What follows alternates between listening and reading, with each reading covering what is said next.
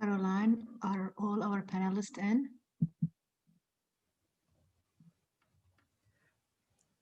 Paula, do you want me to do the admissions when they come, or will you do that? They're all admitted. Everyone is admitted already. I was just checking with you if you know if all the panelists are in already. So we can start. Yes.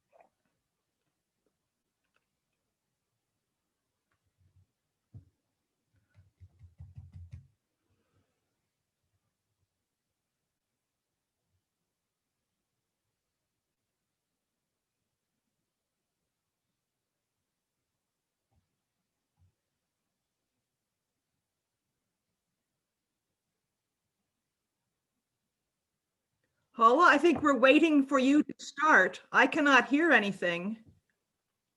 People are still coming in, Caroline, so we're just waiting for one more minute because people are still coming in. So everyone, just wait for one more minute and we'll start. Thank you.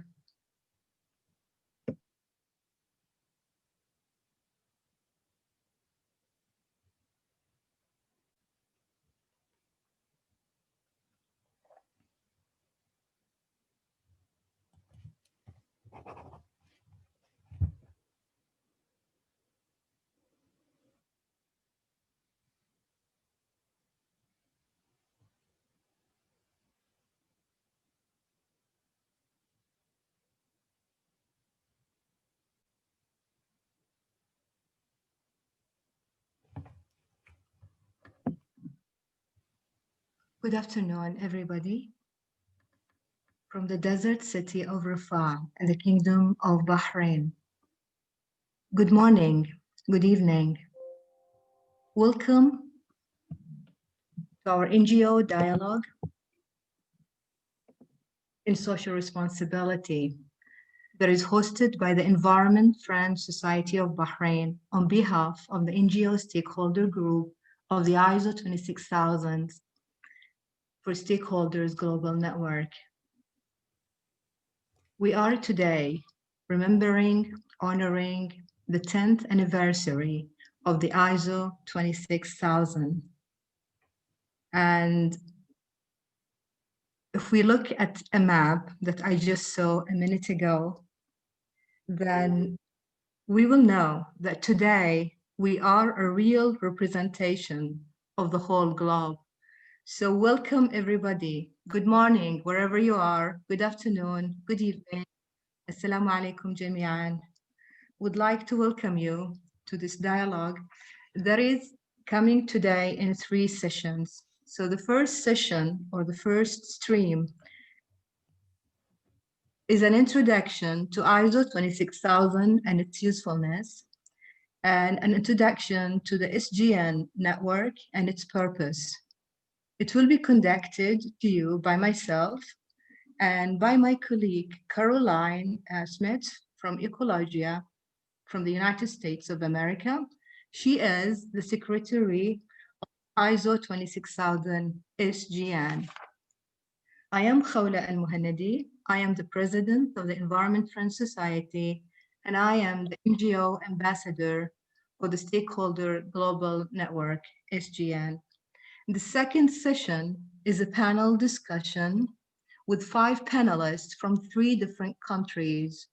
They will come to us with different perspective, different way to understand ISO 26000 from its application part, from different points of view coming from different geographical area, but also from different experience. Some of them have been with us through the development of the ISO 26000, and some have joined us later on.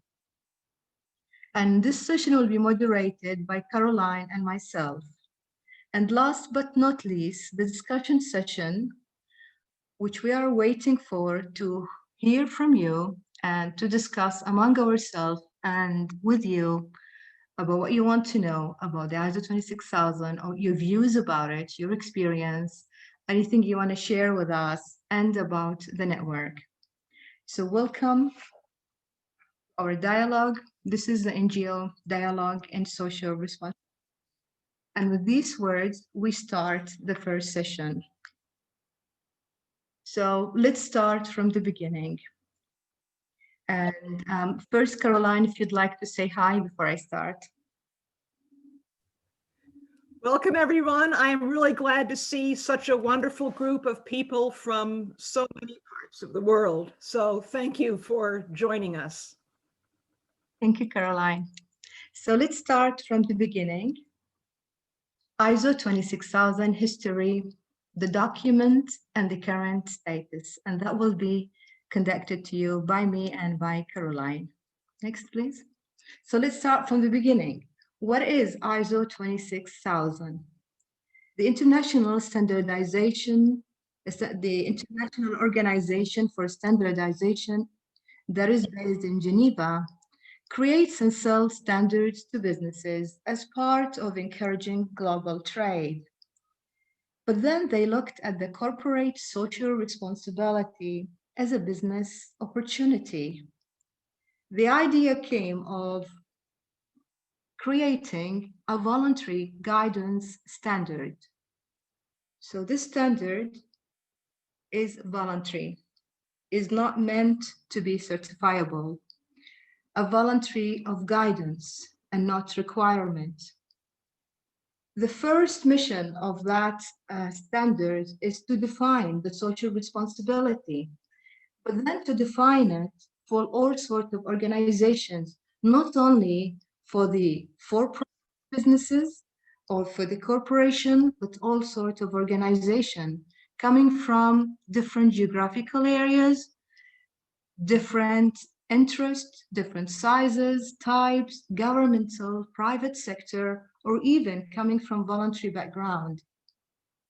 To do that, as ISO always do, there was a technical team, but in our case, it was a working group of over 45 official representatives, and I should say there were much more than that throughout the years of creating the ISO 26000, coming as observers from 100 countries and 4 international organizations.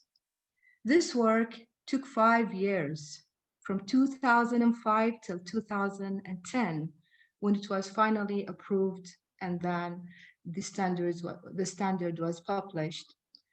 The whole work was done in a multi-stakeholder approach. The process was unique in a way that 6 stakeholders have been there, equally important, equally contributing in the making of the standard.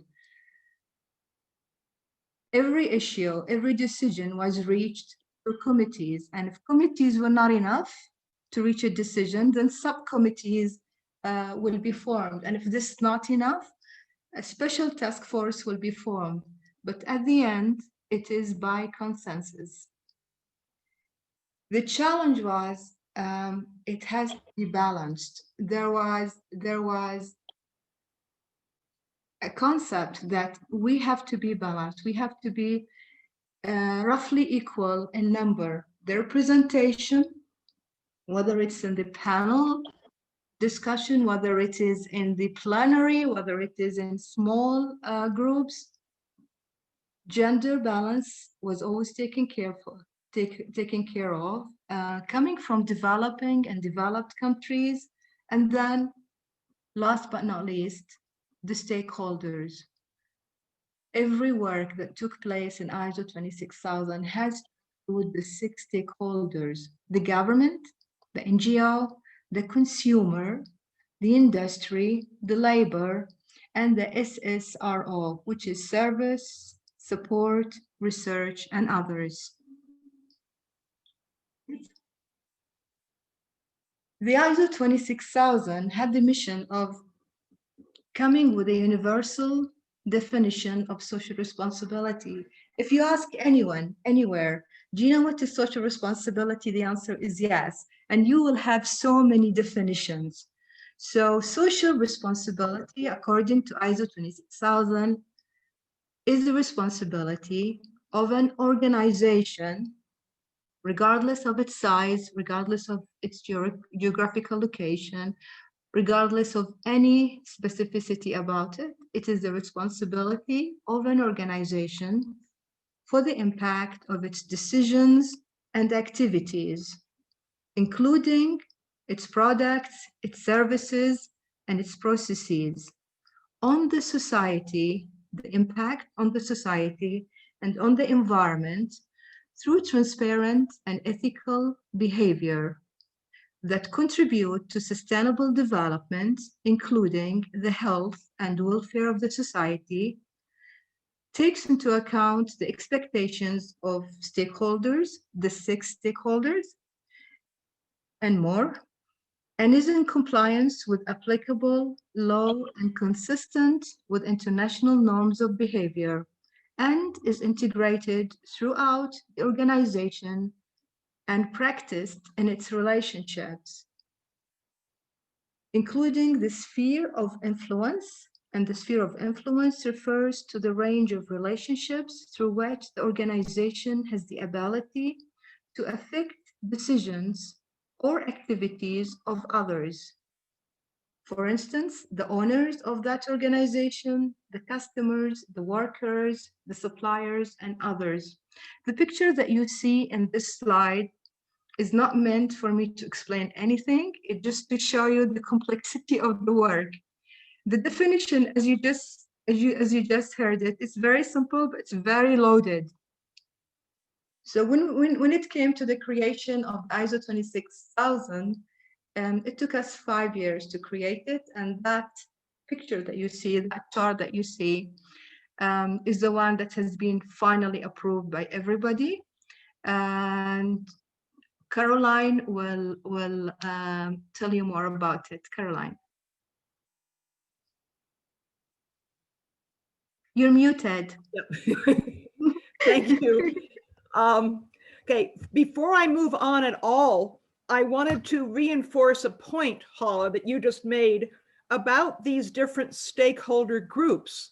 The stakeholder groups, the consumers, labor, government, industry, NGOs, and the service and research and consultants, they all contributed to writing ISO 26000. But an important part of the responsibility is that the point of ISO 26000 is that everybody is supposed to follow these and do their best to implement these principles and these practices. It's not just for businesses to do this. It's for the consumers, for example, to spend more money if they have to buy a product that is fairly traded for the workers, or to spend more for something that is environmentally sustainable or environmentally cared for in the raising of it, rather than the cheaper thing. So it's a burden on everyone to move the whole process of sustainable development forward. Okay, that said, ISO 26000 gives 7 principles, and they're principles most people can agree on in theory: accountability, transparency, ethical behavior, so forth and so on. In practice, the application, that is the challenge. A couple of points about applying the principles. It's up to each organization to figure out how they are going to do this. But you need to have it in the core business model of your top management, because otherwise, if they always, for example, look to buy the very cheapest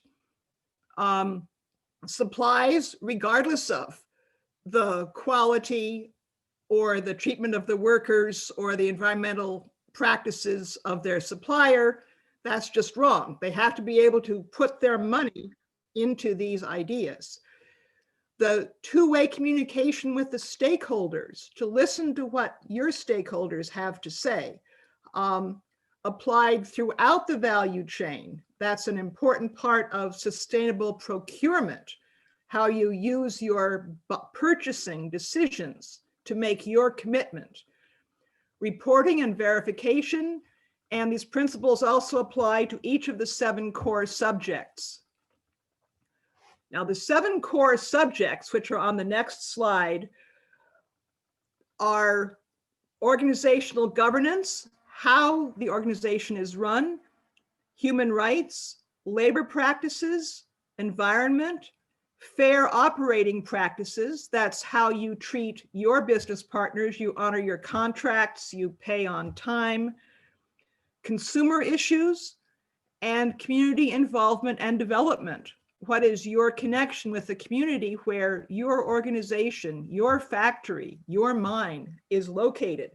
So a key point of ISO 26000 is they are supposed to look at all of these things to the best of your ability, not to say we are good on consumer issues and we can skip worrying about the environment. That's one of the real challenges. I'm going to stop this here because that's our 10 minutes. So Paula, if you could just say briefly, what about ISO 26000 makes you most enthusiastic? Thank you, Caroline. The multi-stakeholder approach in 2005, when we started the whole process, it was not known by many at that time. In the ISO 26000 application of multi-stakeholder approach in an ISO standard, and yet make it a reality in the working group, this was a very challenging issue, challenging for us, to each one of us, to each stakeholder who is there to represent its people, but at the same time to listen to the other people. The inclusion, the fair practices, the good governance, how can we, the people who are trying to bring the world with standards for social responsibility, how can we ourselves practice it while making the standard? I think that was the most challenging one, but it was very much rewarding. And rewarding not because of the trophies that we got on the way for achievement, but the amount of knowledge, skill, experience, how much we evolved. I think each one of us have evolved in that process. When I think of all the groups that I worked with all my life, the ISO 26000 team is a special team because these are the people who are coming from belief in social responsibility, whether it's human rights, whether it's environment, whether it's labor rights. But at the end, when we came together, that was the real test, because I believe in what I believe in. But can I listen to you? Can I see the differences and respect them? Can I give you a chance to express? Can I even support you in having your points written? Because this is a standard by consensus. Unless we all agree, then there'll be no standard. That's why it took 5 years, and 5 years is a very long time for ISO. So this is, in short, Caroline, is what I really liked about ISO 26000 and what I found very much interesting. And Caroline, can I ask you a question, or do you think because you're the timekeeper? In terms of time, we only have 7 minutes for our About the Stakeholder Global Network presentation. I'd rather move on to that, and we can move anything we'd like to talk about into the discussion at the end. Sure. Okay, excellent. So Mohammed, next presentation, please.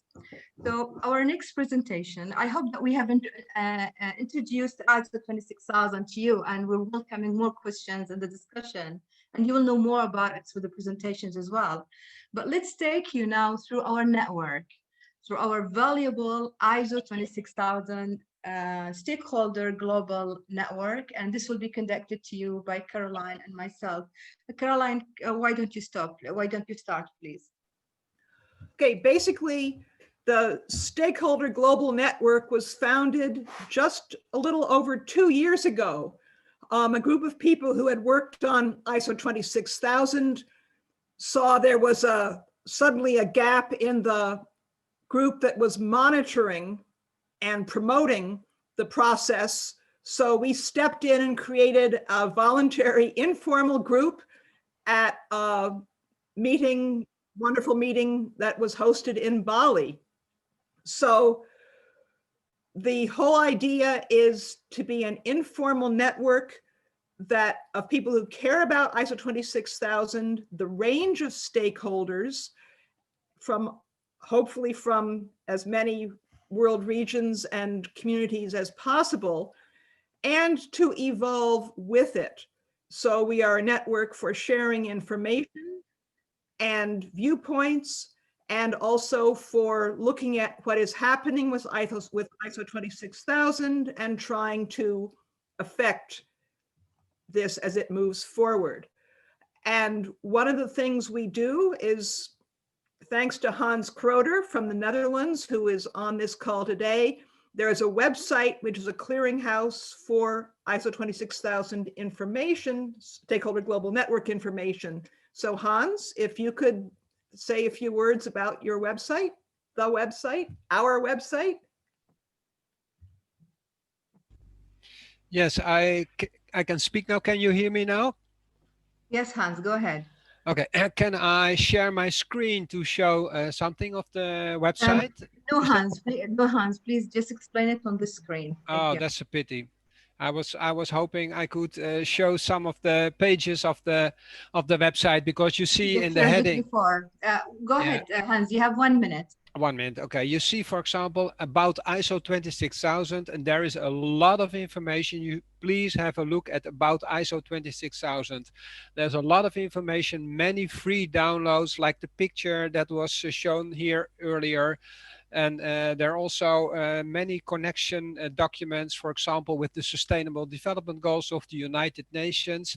So everyone who is searching for information, please have a look at this part of our website. It's very, very valuable. And there is information about the network itself, about the ambassadors. And so, but this about ISO 26000 is extremely, extremely valuable.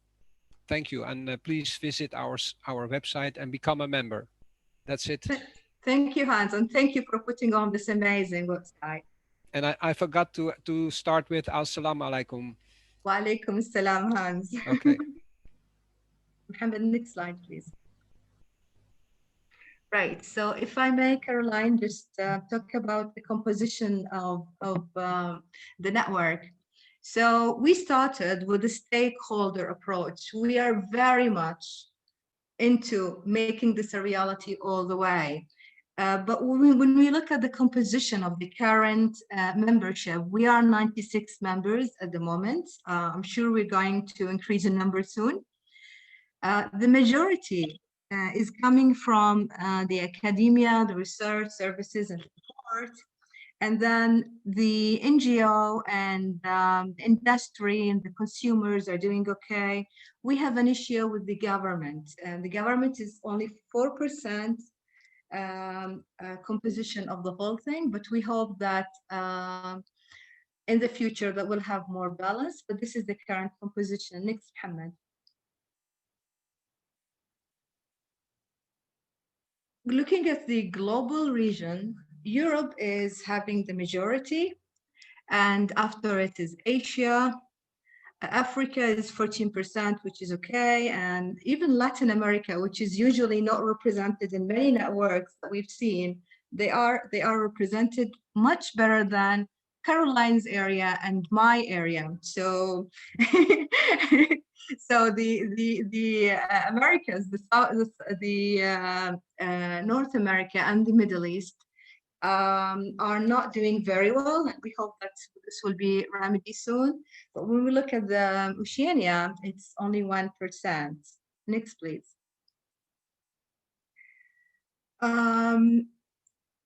This is very interesting because when we established the network, and because Caroline was in a hurry, so she did not mention this, We established it. One of the reasons why we established it, because we believed so much in our work in the ISO 26000 and the principles in all what we came out with. So it was not just a document that we wrote and submitted to ISO, and that's the end of the day, or the end of 5 years in this case.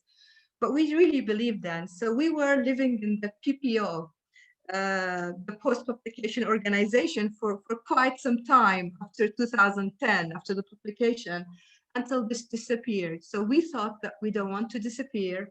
We don't want this work to just vanish. So we met in Bali in 2018, and we thought that we will establish this network that will keep us together, will keep our principles together, we'll keep our eye on the ISO 26000 application, the use, the misuse, the abuse, and which we still try to do the best to make the best use of it, especially in application on the ground. So when we started, it was us. But now when we look at us, we are only 58% of the network.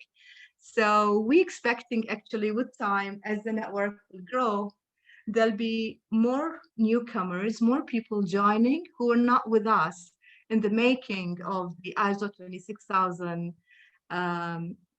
document. You, Caroline.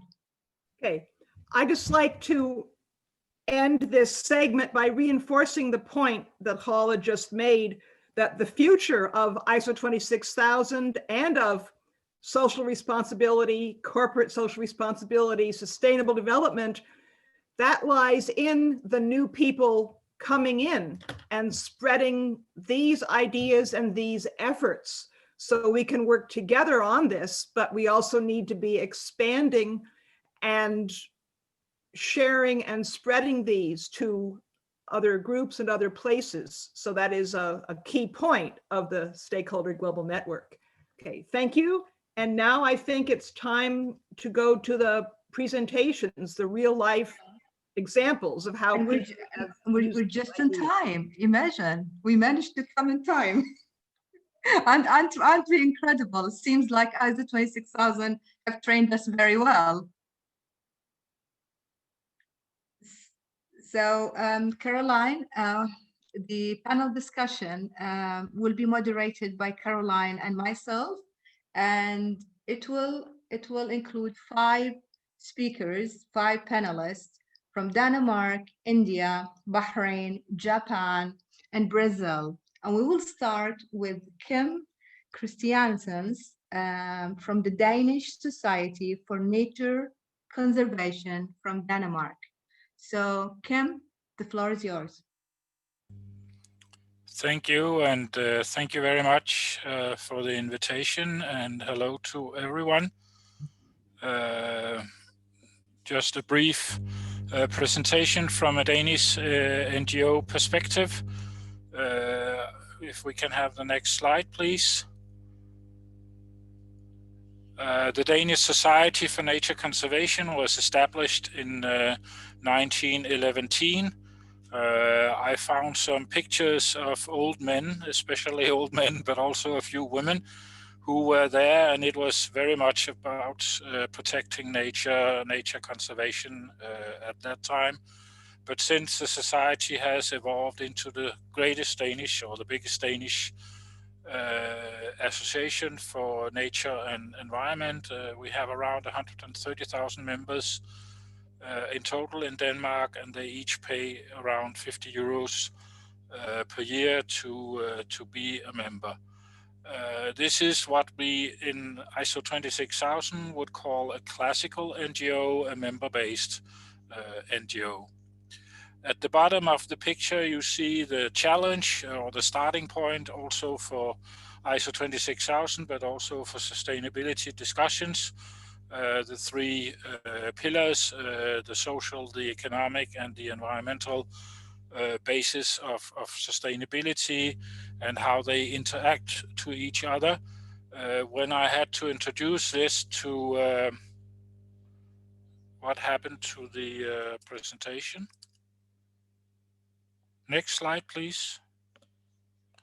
No, not than the one before. When I had to explain this to the General Assembly of the Danish Society, I introduced the figure you see on top to the right, because all these circles and interactions were a little difficult to understand. So instead, we have this stool with the three legs: the economic leg, the resource efficiency, the social leg, including health and environment, and the environmental leg, including nature protection.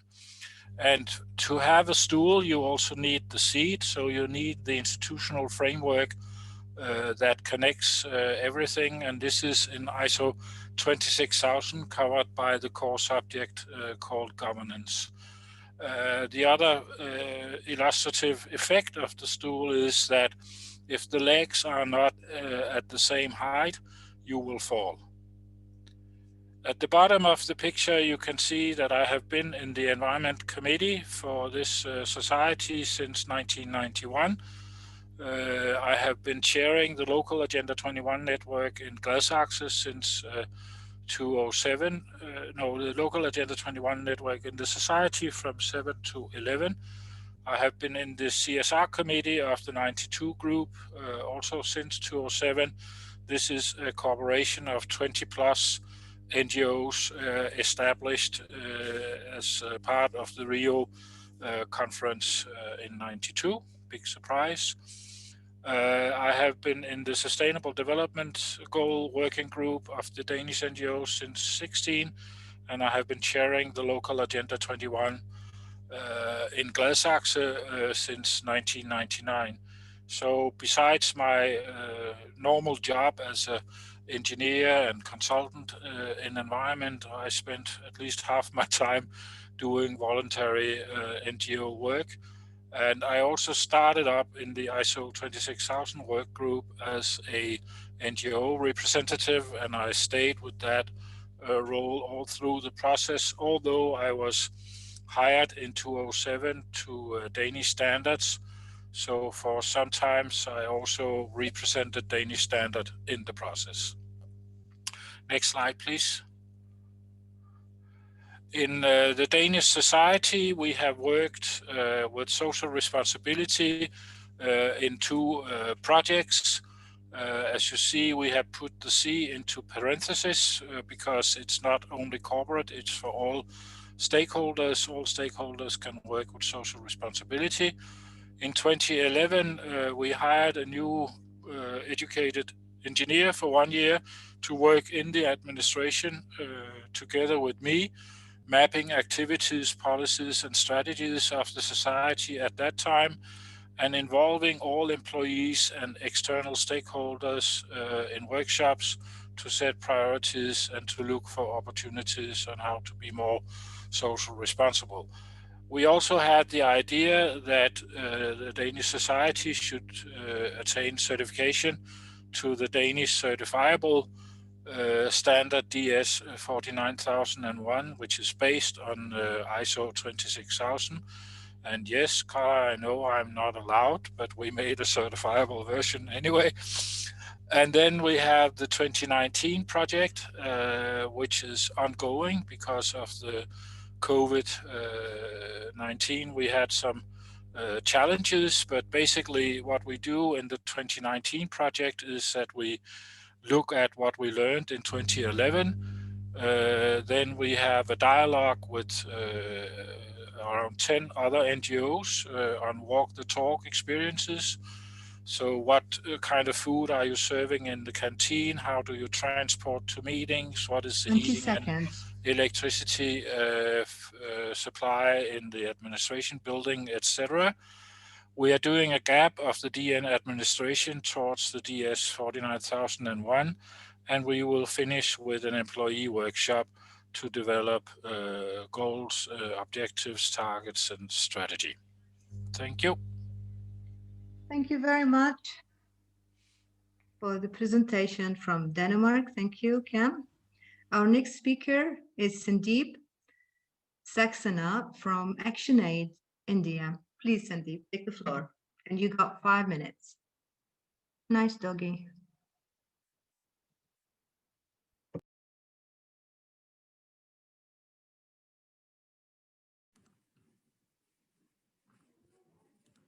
Yeah, thank you. Greetings, everyone. Thank you for this opportunity to share the Indian experience. So ISO 26000, the Indian perspective. 2020 marks the 10 years since the publication of the standard. India is the first country in the world to make CSR mandatory following an amendment to the Companies Act in 2014. Businesses can invest their profits in areas such as education, poverty, and this is part of the CSR Act in the Schedule 7. On March 13, 2019, 9 years after a global launch of ISO 26000, India adopted ISO 26000 as the national standard, word to word, except for the annexures. The decision to adopt ISO 26000 contributes to maturity in the way India understands CSR. Next slide, please.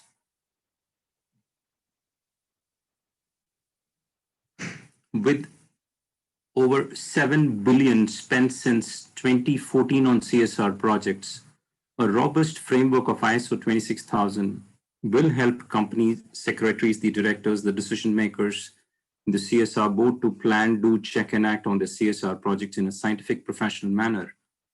The national adoption of an ISO standard does not mean that companies, organizations must use the standard in that country. It simply means that the stakeholders in that country have decided through the national standards body that a standard is relevant to their market society and needs to be translated and made available.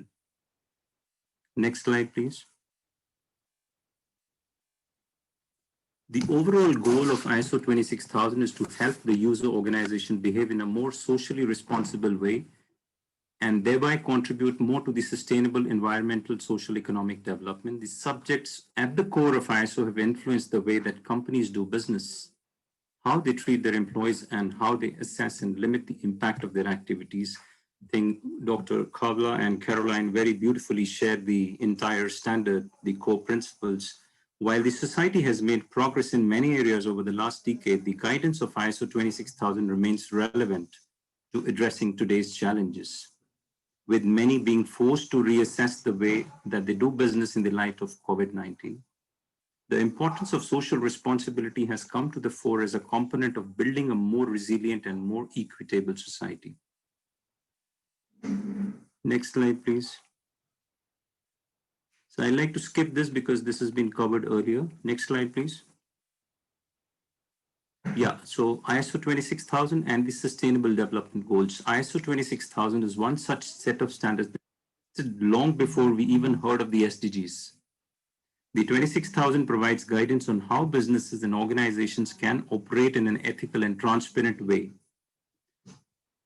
According to them, ISO 26000 offers more than 450 recommendations related to its main principles and core subject of social responsibility that help organizations contribute to the SDG goals. And this is what most of the corporate sector, the public sector in India is looking at, the CSR work, the impact to be mapped with the Sustainable Development Goals. Next slide, please. This is a wonderful experience of these Sustainable Development Goals and ISO 26000. I wanted to share the SDG 1 and 6. SDG 1, no poverty. On ISO 26000 subclause 6.4, the labor practices states that the organization should pay adequate wages to the workers. By doing so, it increases the standard of living and the social security benefits, thereby contributing to the SDG impact. The another interesting example is of the SDG 6, which talks of clean water and sanitation.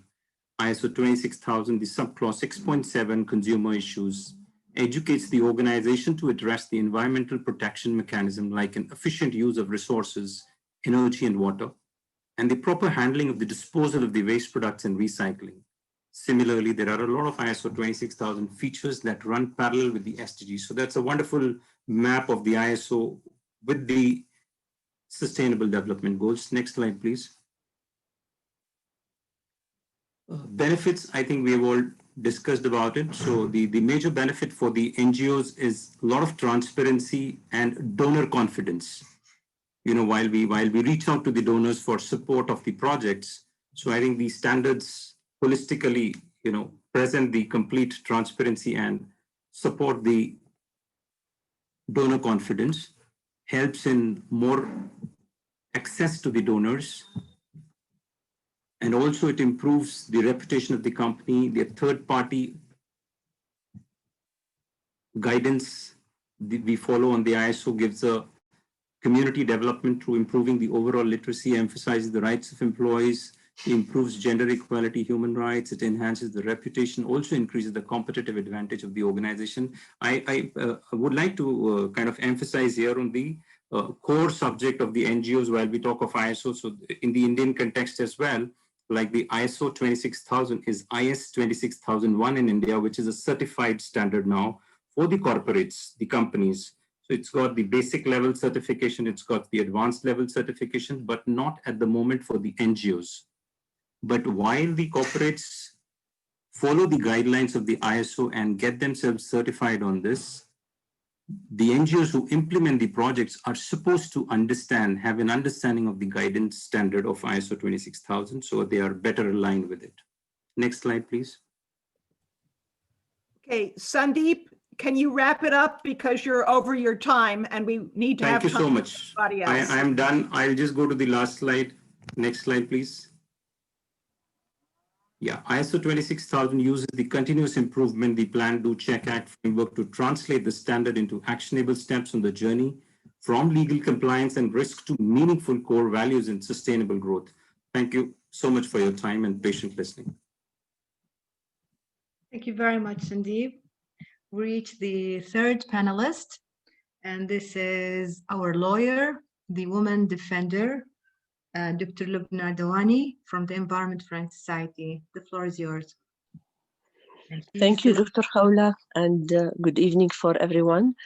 I want to speak about social responsibility and in general what it means. It means that individuals and companies have a duty to act in the best interest of their environment and society as a whole. The core of this theory is to enact policies that promote an ethical balance between the dual mandates of striving for profitability and benefiting society as a whole. Working for the community, such as volunteering, giving blood donations, working at a food bank or animal shelter, or supporting issues that affect societies, such as advocating political or social issues that can help others, for example, advocating for child labor laws, for violence against women, or purchasing fair trade products, recycling, and all sorts of acts that support society. Social responsibility is an ethical framework and suggests that an individual has an obligation to work and cooperate with other individuals and organizations for the benefit of the society at large. Now, as for the corporate social responsibility, there are a few sorts of Lubna, would you like to talk about the corporate social responsibility? Lubna, would you like to talk about RIM program because you have only 3 minutes left? Okay, such as for employees, for society, for businesses, for nonprofits. And as for our society, it's the Environment Friends Society. We have one of the most beautiful social responsibility that is dealing with children. We have a project that is called REAM program. And proudly, I would say that it started 20 years ago. This program educated and still educating children how to be leaders, how to serve environment. As we at the Environment Friends Society, few of the board directors, and together with Dr. Khawla Al-Muhannadi, meet with the children every Thursday. And we talk about how to be good members in our societies, how to treat animals around us, turtles, birds, cats, dogs, pigeons, part of being a member or part of people, humans on this planet. What is acceptable, what is not acceptable? What are our values as humans? Why do we need to plant more plants? Why do we need to stop using plastics? What does it mean to be a good member in our society? Helping others, fight bullying, violence, respect others. All of these values, they go to our children through REAM project, as I said. It's very important to give them the feeling how to be humans, how to treat other humans, like poor people, refugees, you know, people who are bullied, you know, any of these people. Children are proud to be part of this program, and I'm pretty sure that behind them there are supportive parents that they encourage them to come to our program every week. These parents, they have like a very thorough site to keep their children becoming better and better with with social responsibility and with environment. Now, lately, we have this project, REAM project. We opened a branch, or you know, like a sister program in Jordan, and we have around 20 children who are coming together from different backgrounds, from different places in Jordan, like the Jordan Valley, from refugee camps, from different areas in Jordan, as supportive to REAM project and becoming part of it. And it's beautiful to see how the children, they mingle together, they talk together, they agree on different, no matter where they are, you know, in different countries, but they agree on the values, on the good things that they believe it's good for the planet, or for them as a children, or for the future they are looking for. This is all for now, and thank you for being there. Thank you, Dr. Adnan. Thank you for keeping to the time. At the second, I was under the impression that you will need more. Thank you. Thank you very much. I skipped few things, but it's okay. In the discussion, I'm sure people already wrote some question for you. I'm sure in the discussion you can come back to it. Perfect. Thank you, Doctor. Thank you. And from Japan, we have Yoshitiro Hori from AAR Japan NNNet. The floor is yours, Hori. Hori.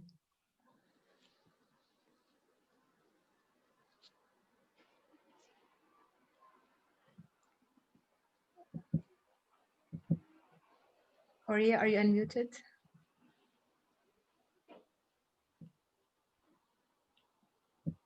You're not. Please unmute yourself.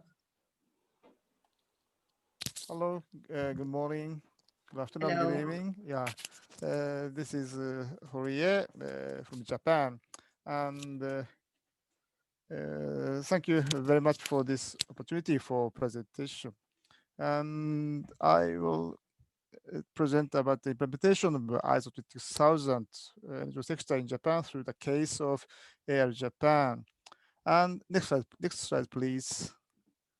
First, that I will introduce the NGO network in Japan related to social responsibility. The first is NNNet, that NGO network is an initiative in Japan that is to promote dialogue between NGOs and the other sectors. It was established in 2008 and played a role in dispatching the representatives of NGOs in Japan to develop ISO 26000. And also, Net, which I belong, is also holding an event on related to social responsibility every year in November to commemorate the publication of ISO 20000. Next, please. And the other network is NSR study group that was set up in 2012. And it's a project to promote SR initiative of NGOs ourselves, and to address the issues that relate to SR of NGOs, and mainly conducting peer review and report progress each other's. Next, please. And about Air Japan, which I am working for, is international NGOs that reaches out to the most vulnerable populations around the globe. Next, please. And that mainly focuses on the emergency response, like refugees assistance or natural disasters assistance and support to the disabled, etc. And the budget is $1.8 billion dollars, and about the members around 400 staffs. Next, please. And also that the as an NGO is a kind of SR-oriented organization, and Air Japan is giving assistance for refugees and the disabled, and etc. So therefore, the most staff thought that AR had already been socially responsible, and some did not understand why AR should tackle SR. However, that according to ISO 2000, SR is required not partially but comprehensively. So we set up ISO 20000 committee in 2013. Now it's renamed SR Promotion Committee, and there's 5 members, and I myself my members as manager, secretary general of Air Japan. And so this SR committee is making organize issues and check progress on SR and hold a meeting once a month. Next, please. And actions so far, I will explain about what we have done for SR Asia, Japan. First of all, we try to spread SR mind with the organization, so that share information on SR with all the staff, like upload the record of SR committee meeting or to the internet bulletin board, etc. Next, please. And I will explain many according to the core subject. First, that organizational governance, that we conducted a kind of survey, organizational behavior survey, and set up project teams in response to the result of surveys. Next, please. And as for human rights, that we formulated the AR Japan human rights policy and published on the homepage. Next, please.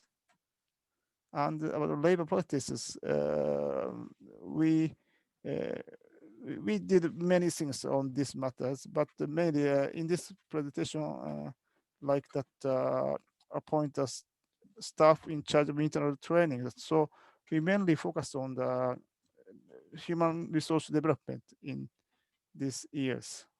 Next, please. And about that environment, we are promoting paperless. So we make it online on various applications for like business trip or a paid leave application, etc. Next, please. And about the fair operating practices, in order to carry out ethical procurement activities, we try to be sensitive to the existence of human rights violations when selecting business partners. Next, please. About consumer issues, for us NGOs, that main consumer is kind of supporters. So in order to raise the satisfaction of supporters, we try to make opportunities to actively listen to their opinions, like holding meetings or making survey, etc. Next, please. And community environment and development is, we are locating in the Shinagawa or Tokyo. So we strengthen the cooperation with the local governments and participate in network between local government and NGOs. And also we have concluded the disaster prevention agreement in 2016. Next, please. So summary is, with the ISO 20000 as an opportunity, we look back on the SR efforts of our organization and established SR promotion committee. After that, an organization being able to work on socially responsible, improve the staff interest in and participation attitude on SR. However, that I explained that we cannot cover entire ISO 26000 yet. Next, please. Thank you. That's all. Thank you. All. Yeah, thank you. Thank you very much, Jorge. And last but not least, Aaron Pelinki, former secretary in the Brazilian NGO articulation group, GAO ISO 26000. Aaron, the floor is yours. And you have 5 minutes. Okay, so thank you very much. I'm very glad to see a number of friends and colleagues that I have not seen for a long time. And because the time is short, and let's talk later. So I used to work on this process representing this ad hoc group that we organized in Brazil, that was GAO. It was specifically for the ISO 26000 process. Next, please. And just a quick example. So it was the idea that not one single organization should be represented there, but a coalition. So it was important to see how ISO 26000 triggered some organization from the bottom. And this happened in other stakeholder groups as well. Next, please. And we had some organization in our group putting people together in a number of gatherings, supporting the process throughout. Next, please. And this was a very interesting work. And so in 3 years, the first 3 years, we have more than 70 NGOs and a number of debates and some engagement materials that help us to bring some more support and to strengthen the movement while producing our ISO 26000. Next, please. And one thing that was very inspiring in this process was, let's say, thinking about what was behind ISO 26000 at the time. So this is an example of what we did. So we took the logo and we tried to find the meanings behind it. Maybe people who designed it haven't have the same thought, but we could see like the yin yang, so the different parts cooperating together. We can see the nature environment, we can see the cycles, we can see the different continents and people represented by the Olympic circles. We can see, let's say, the whole thing in the space that's not clear, what's the space behind. So we are there, also the cycles, and on top of all, we can see a road. So something that was leading us towards some direction. So this was very inspiring, and we shared this with a lot of people in Brazil and abroad. So next, please. And another thing that was very interesting to see was how the work was. So this guy here is Jonathan Hanks. He was a wonderful person in the preparation of the process, and his expressions while sharing the meetings were just a picture of what was happening. So sometimes of despair, sometimes of confusion, sometimes of just, oh, I can't bear it anymore. But at last, we all were happy. So this was a very important thing in the ISO 26000 process. And next, please. The other thing here is about participation.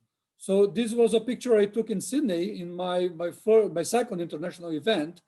And this is the actual thing that we did. So we are in a room, a small group, thinking about what we should do between Sydney and Vienna. And we just scribbled some things on the flip chart. Next, please. And we are actually working together, looking at with the computers there and putting together these ideas as a slide. Next, please. And then we actually got this presented in the plenary as a suggestion, and not the plenary. So this was the organizing group, the preparation of the plenary. This is Clifford, a great guy in the process. And now we have in the final plenary, the plans approved as we started designing with the results of happy people and a way forward. So this is an illustration of what has been organizing ISO 26000 from bottom up. So this was very good. So we have the rules of the process very clear for everyone, but we have a lot of room to participate. And as far as one engages, you can actually move forward. And this was a very important learning in the process and motivated people a lot. Next one, please. Another example of that was what happened in the final plenary about sexual orientation in that Kaula was very a key person in that. So we have a very intense debate because of the expression sexual orientation there, and because it was problematic for some groups to have it in the standard and problematic for others to haven't it in the standard. And so we organized a group that was four co-conveners. So from Austria, from Brazil, from USA, from Bahrain. So people from very different walks of life and different perspectives. And next, please. It was almost 20 hours debating that with tolerance, patience, progress, respect, this strong will to reach a compromise and to focus on what we call something that we can live with. So everybody's a bit unhappy, but a bit happy. And the group went through almost 40 different ways to tackle the issue. And finally, we got, next please, this idea of personal relationships. So instead of sexual orientation, we had in the standard expression personal relationships. That's a sign of tolerance. And so everybody could live with it as a way to actually move forward for the greater good. And so I think this was a very important example, and Paula was very instrumental. These slides are hers, actually, presented in Copenhagen 10 years ago. So I happened to have them and, and brought them to light. And next, please. I don't have that. Next, please. And so this idea of, let's say, this is the group that actually push the process forward. So this specific topic, and this was really amazing to have all these people from all these different perspectives working together and actually building something that can help people everywhere. Next one, please. And there are a number of moments here, like this in Chile. You can see the little cat from Japan. That was a charm that was every time in the table. So some cultural things. And here people from the NGO group, Caroline is in the middle here. And in Chile, working with that. This is the NGOs plotting the plan to Copenhagen in the beginning. This is a friendly debate with industry and NGOs, and also friendly debate with labor in Japan. So we have a lot of things. This was the IDTF in New York. So people actually drafting it together. And here's Hal and Sandra from the NGO group in Copenhagen. So we had a lot of time to have people together and to get to know people, to cooperate. This is the final figure, the final working group in the whole process. So to draft this picture was very challenging. And we are very happy. You can see hands there on the top right. And Martin, that's also still very active, and a number of friends here, Michelle. So very. Aaron, I hate to do this, but you need to wrap it up. Yeah, in terms I'm wrapping. Just one more, please. Next. So in Brazil, we have some follow-up activities right after. So we organized an industry group and a companies group to put it together and to implement ISO. Next, please. And we have another one, please. So a number of companies, next one, yeah.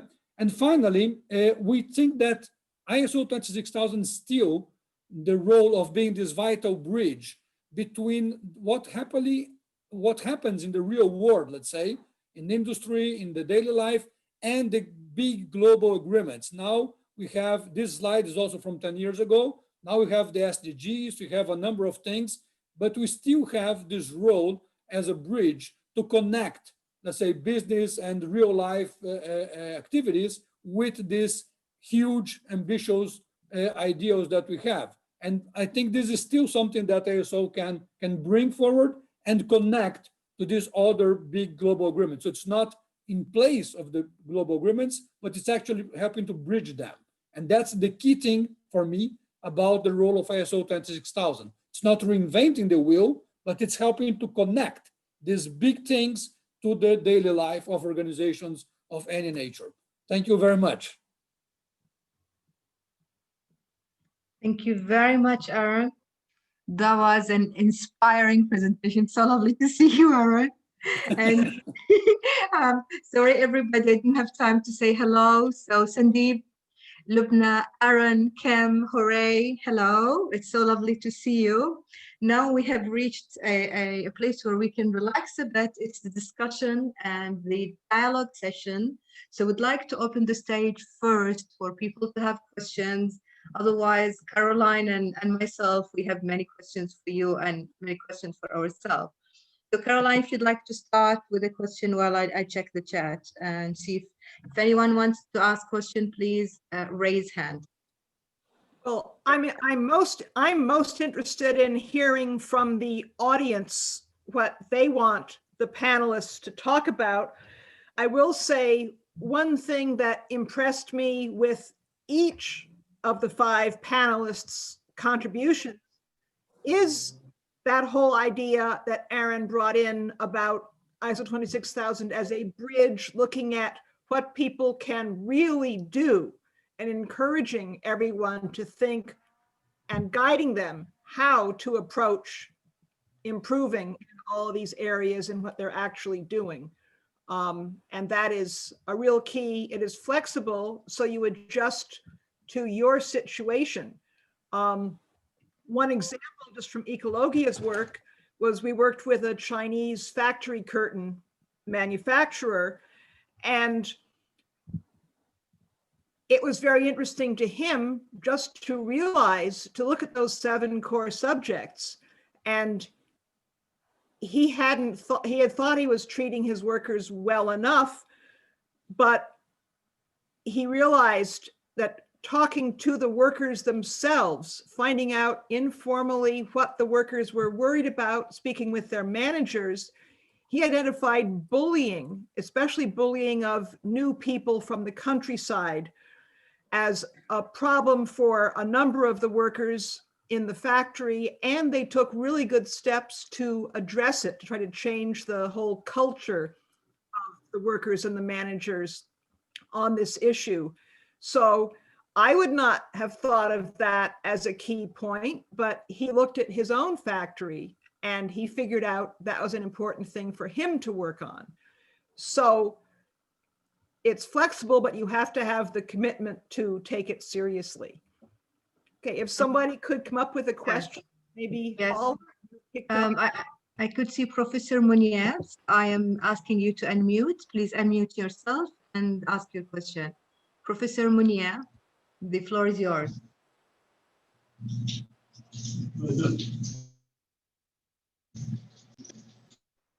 Hello, can you hear me? Yes, we can hear you. Go ahead. All right, thanks a lot. And I say congrats to all, to the presenters, to the organizers and all the presenters. The papers were wonderful. The first question I want to, or suggestion is that if it's possible, the presentations should be shared among the participants because they are really useful papers. Then another question is on certification of that's the national versions of ISO 26000. We know that at the global level, when the standard was adopted in 2010, it was adopted as a voluntary standard, and that is what it is at the global level. The question is, which is put to the panel discussant, is whether there's any country that where certification of this standard is mandatory. Then a related question is whether the standard is for sale in all countries, or whether there's any country that gives out the standard free or gives some concessions to certain groups of people, like the small and medium enterprises, because it's good for all operators to have the standard, but the cost may be too much for some of them. Thank you. Thank you very much, Professor Munier. Caroline, I'd like to take another question and then we can answer the two. Is that okay? You're muted. It's up to you, Hala. Okay, then I just see, it was under me, it's Majid. Mohammed, if you can find him, Majid Al-Qaisi. Okay, I asked you to unmute, so please, Majid, go ahead and ask your question. Assalamu alaikum, good afternoon. This is Majid Al-Qaisi, the General Secretary of Yemeni Association of Certified Public Accountant.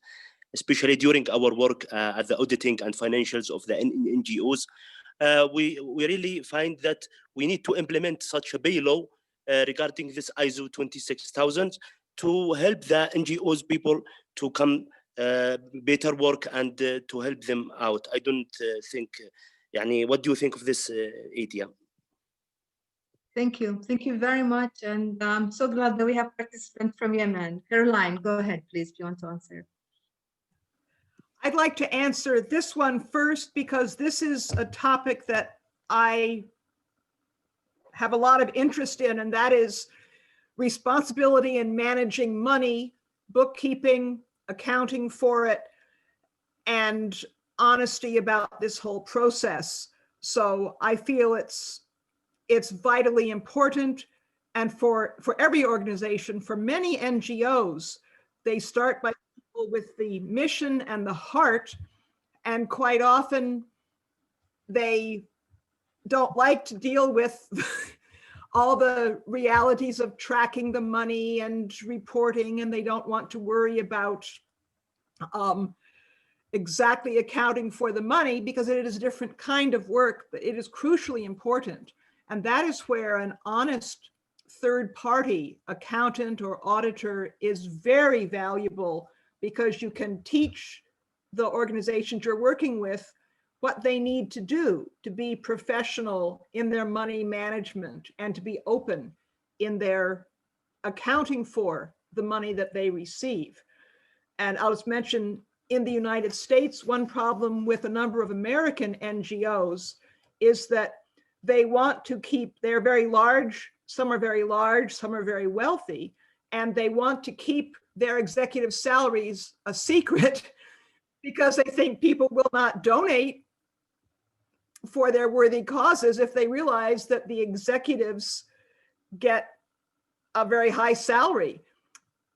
So in the United States, there's a choice to have your NGO listed on something called GuideStar. It's on the internet, it shows your tax returns, and on the tax returns, you report, among other things, what what your executive salaries are. So to me, it is important for an NGO to take this seriously, to reveal how they manage their money, especially what if it really goes to their programs as opposed to their officers. So there's a lot of work that needs to be done, and accountants are the people who can do it.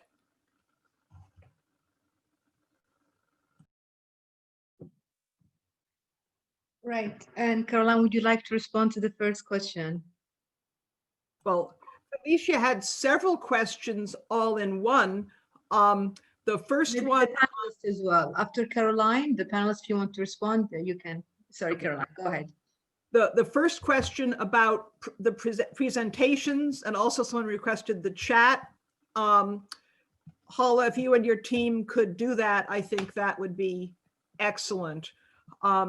Second, Felicia, I'll identify your question about ISO 26000 available free or low cost. I don't know much about what is happening within each country.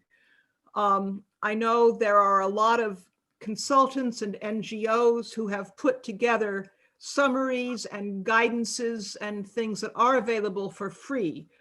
But the struggles with the ISO organization to make ISO 26000 for free so far have failed, because ISO 26000's own business model is they sell their standards. We contributed our work to create ISO 26000, but ISO itself sells the standard.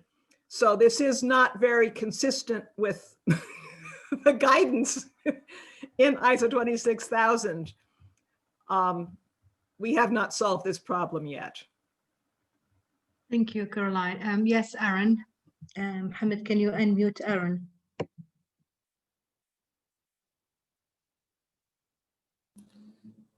Just a comment on that. This was a very intense struggle here in Brazil also, and at the global level, in terms of making it for free, because it was such a huge work of so many people. And so it will be very fair, not only for the world, but for everyone who worked there to have it for free.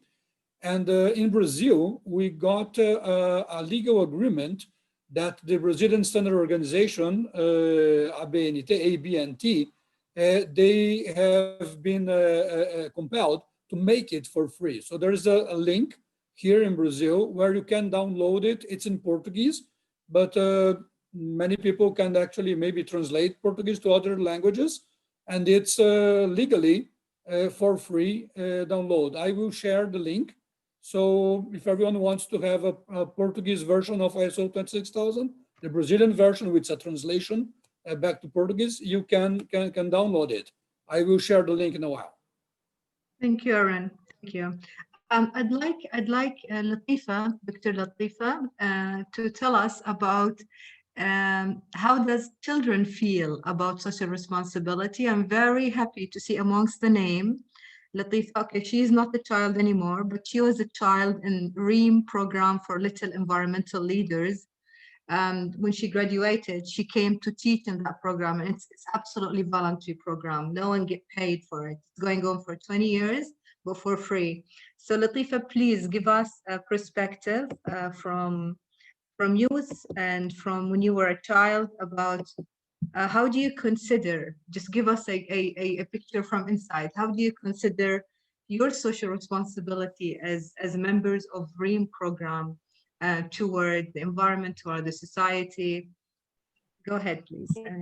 Hello, everybody. I am Latifa. I joined the program when I was 5 years old. Now I'm 26 years old. Joining the program changed many things. And for example, I learned since a young age how to protect the environment. So now if I want to do something wrong, I couldn't. It is like something inside you. So when I saw someone, for example, using plastic cups or something, I feel something wrong. But when you discuss with them, yeah, they don't feel it's wrong. So it's something you learn it when you are a child. So I think all of us were very lucky to have a teacher taught us that all. So thank you so much, Dr. Khawla. Thank you, Latifa. But stay, I want you to talk about relationship between you. I want to talk about the ethics, the social responsibility in dealing with others, with the other, whether it's another person different than you or whether it's another creature, because this is one of the basic teaching in REAM program. So can you talk about this, about relationships to others? Okay. Actually, it's not an easy thing. So we were lucky to learn this thing. For example, now I know how to respect other. So when you meet a people, they couldn't respect each other, or you feel lucky to have the chance to be taught since a young age. So REAM program taught us how to respect the difference between each other. So if you are in different, each one have different culture, different ethics. So one of the things that we taught in REAM program is how to respect the difference between each other. Thank you, Latifa. Thank you. It's so lovely to hear you, and congratulations again for your degree. Now we have a doctor, practitioner amongst us. Thank you very much. Thank you. Thank you. Dr. Peter Danton, please, would like to hear a comment or question from you. Dr. Peter Danton. Mohammed, إذا تسوي له unmute.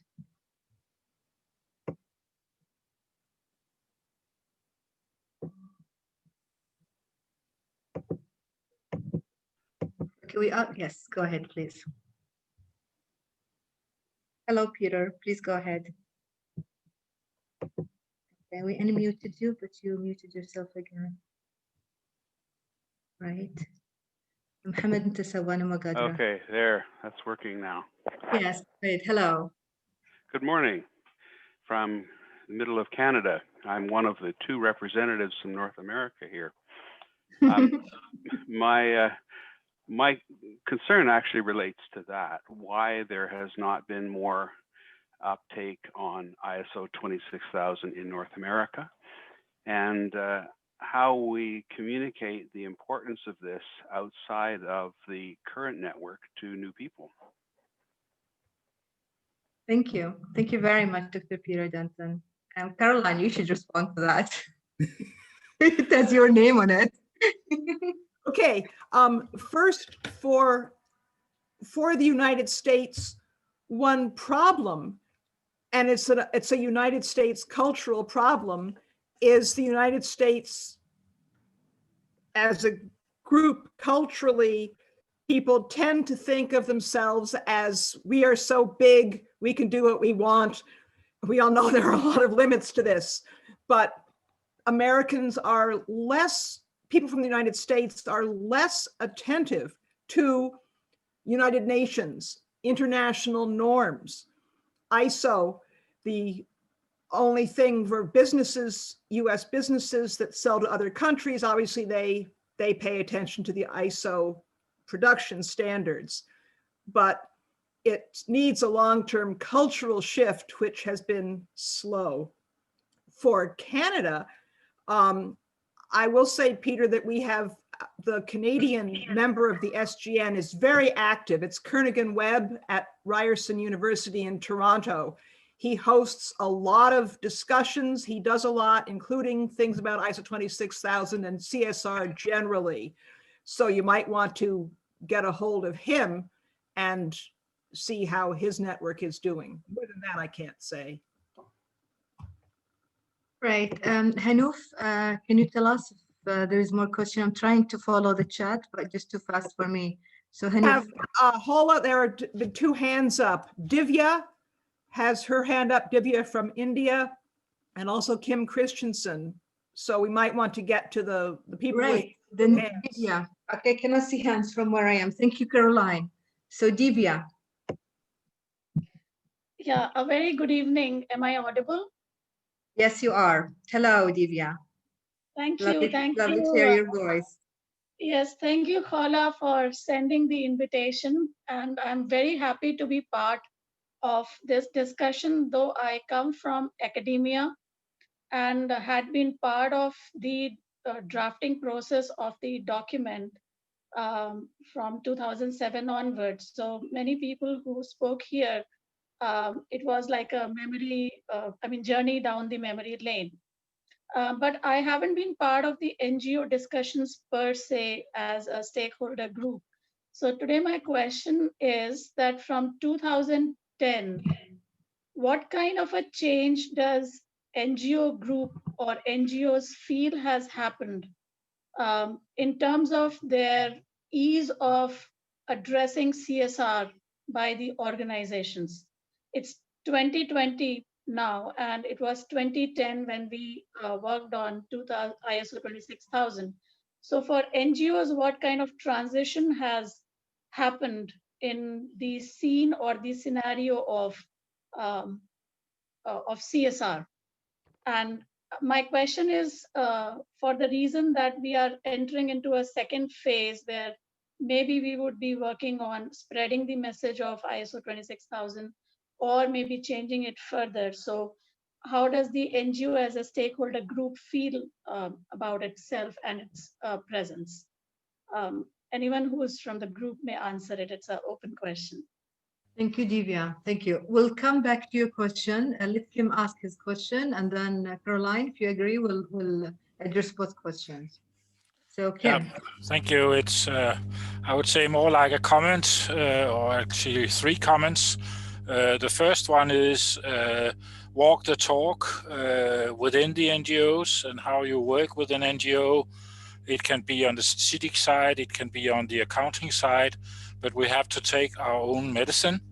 And this has been one of the biggest challenges also among the Danish NGOs, and especially among the development NGOs who are so dependent on funding from state and from private sources. So this is something that we still need to work with and to improve. The Danish NGO group on CSR, who has been active for more than 10 years, we have focused very much on mandatory demands. So in reporting, we have an EU directive on non-financial reporting, and it's implemented in the Danish law. So that big companies, they have to report every year, and we have tried to get more and more details into the requirements on what they should report on. And the last initiative is on due diligence. So you all know the due diligence discussion from ISO 26000. It moves from human rights into being a generic part of the standard, part of the governance. So you should do due diligence on all the core subjects.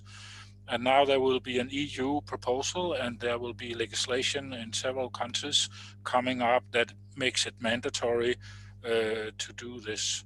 And then, if I may, because this question has been asked Yes, many go ahead. times, it's so complex, it's so complicated, it's impossible, we cannot do it.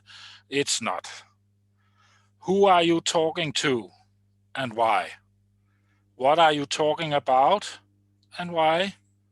What are you doing about it and how much? What did you achieve and why not?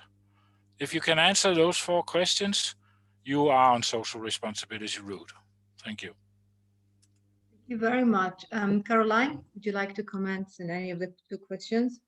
Well, I don't think I can do much better than Kim in terms of that inspiring you did a great job. summary. So this has been a very exciting meeting of a wonderful mix of people. And I guess since we're coming to almost time, if I could turn it over to you for the closing comments, that would probably be the best thing. Thank you all. Thank you, Caroline. I think in my closing comments, I'd like to say 3 things. First of all, for the suggestion that came from the floor of making a WhatsApp group, yes, by all means, we have your numbers for all the people who registered. If you did not register, kindly go and register so that we have your number, we have your email. We can make a mailing list, we can make a WhatsApp group. This is first. Second, for those who said they want to register for the network, if you go to the website, it will give you the email of Caroline, and she's the secretary of the network. So you can email her and ask to be a member. If you are an NGO, talk to me first, because there is a rule in the NGO that you should be recommended by a member. So I'll recommend you. Most of people are here are people that I know. Dr. I think you asked this question. I know you very well, and I certainly recommend you.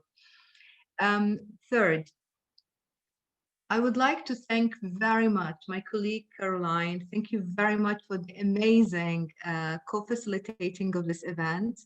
When we talked about it a while ago, many people thought it's impossible, it will not happen. And we wanted to celebrate, in a way, the 10th anniversary of the ISO 26000. It's impossible, but it's 10 years and it just goes like that. We wanted to do it in an NGO style.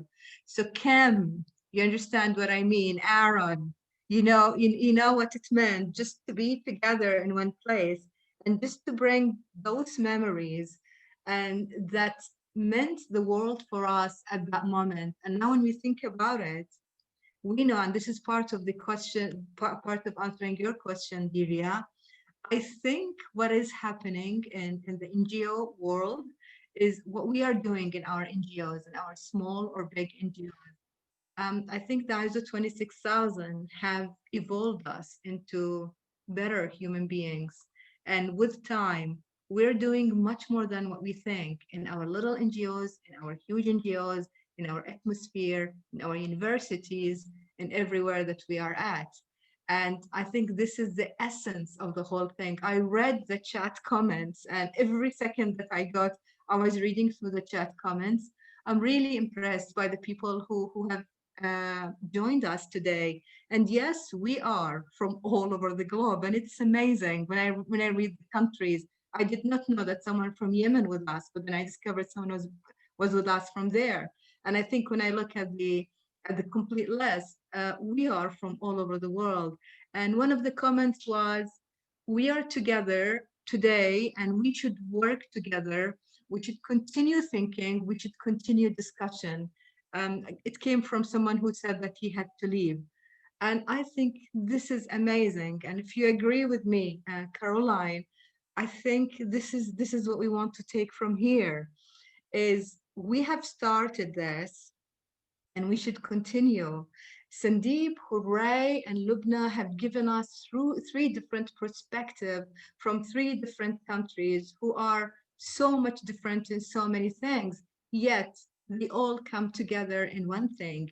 And that's the essence of social responsibility and how it can be applied for the benefit and specificity of the people and the organization in that place. So if you agree with me, I'd like to take the conclusion with this, is we started the discussion today.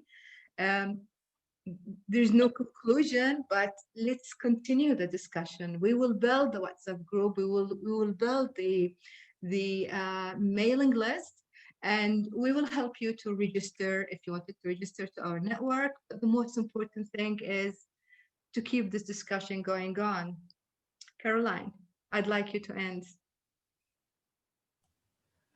I'll just say, I'll say thank you to everyone. And instead of trying to do thank you in all the different languages of people assembled here, I will say miigwech, which is thank you in the Potawatomi tribal language. That's a Native American group that my husband is a part of, and including Indigenous people in the expansion of the network is another goal that I have. And miigwech, thank you very much, and we hope things will continue.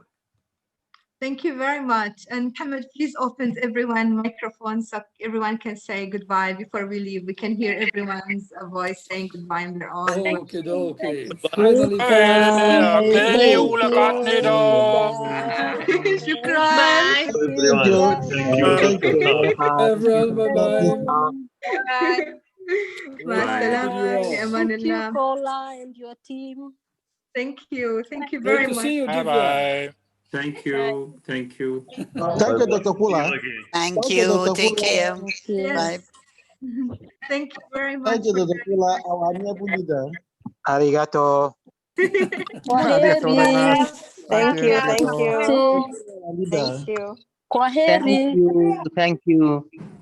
Thank you, Prince. Thank you. Thank you. Thank you. Bye, Paula. Our leader. We are happy for, Day, everyone. From not to be happy for your leadership. Well, thank you very much. Appreciate your hard work. Thank you once again. Thank you. And he's from indigenous people, so she should join us. We invited her actually because we wanted her to join the network as well. So we'll stay in touch, Annie.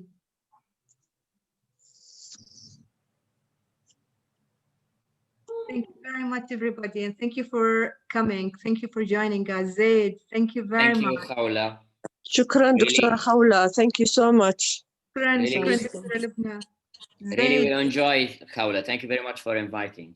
thank you, Zaid. My pleasure that you were with us. Thank you. Thank you. Thank you, Kaula. Thank you. Thank you very much. So Aisha. Yeah. Thank you, my dear. Thank you very much for joining. Pedro.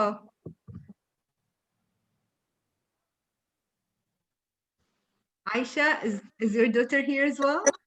No, she forgot and she went out. I just reminded her, but she was not Okay. able to connect. Yeah. Aisha is a very active NGO under UNIP umbrella. I'm so happy to have all the NGO major group here. Friends, We are very excited. We are Peter. learning. Dr. Pula, please, leader, please, I want you to join the WhatsApp group. Oh. Okay, maybe I'll mail you later. Who's that? Can you see your name? I cannot. He's Prince. Prince, Dan. yes, Prince. Sure. We I'm can. Prince Dan. Prince Dan, Please, yes. I'll be happy to join the WhatsApp group. Sure, pleasure. Because, My thank pleasure. you. You are a great leader. Thank you very And much. we are Prince. very proud of you. In Yes, fact, yes. you will lead us for another. You are our eye now. Thank you, Prince, for supporting Yeah. that. Thank you, Prince, for Yes, supporting that. our eyes. I'm telling the truth. We don't need any other thing apart from you. Well, thank you, Aisha and friends, for your trust very much. Thank you. Thank you. Bye, Kaula. Hi. Bye. بس حكيت معه بعتقد. Who's that? Hi. I heard a familiar voice. I just did not know who's that.